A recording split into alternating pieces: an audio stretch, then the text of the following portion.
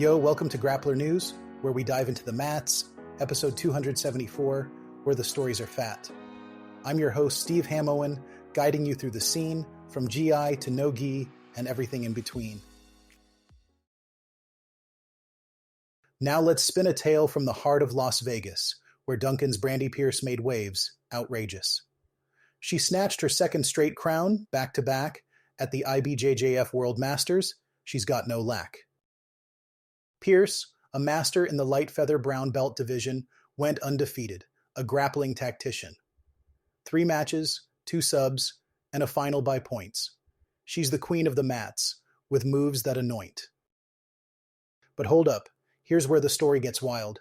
Her journey to the mats was a traveler's trial. A delayed flight, then a change on the fly, 2 hours of sleep. Still she reached for the sky. Landing in Vegas at 9 with luggage in tow, competing by 11:30, just ready to go. On 2 hours of Z's, she still claimed her prize, a testament to grit and her will to rise. Now Brandi and Ron run Foundry Combat Sports, teaching jiu-jitsu, where passion contorts. It's a personal journey, a puzzle to solve, a mental and physical dance where skills evolve. She calls it problem solving, a frustrating quest, but the urge to improve, it never lets you rest. A sport for the youth, where benefits abound, both social and physical, in this art profound.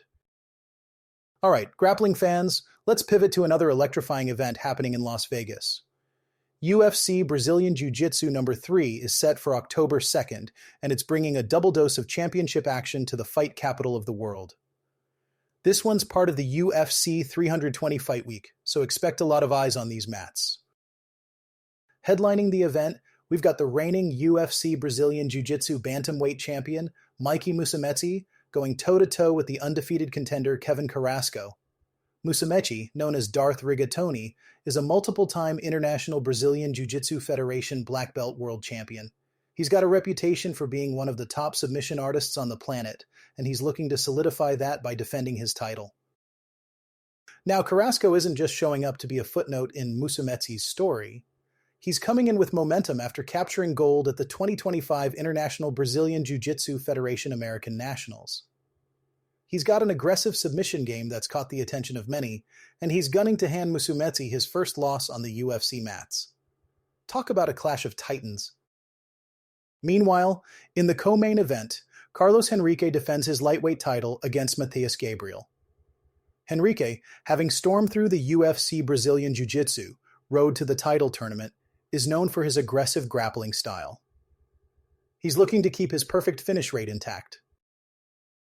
Matheus Gabriel, on the other hand, is making his UFC Brazilian Jiu-Jitsu debut.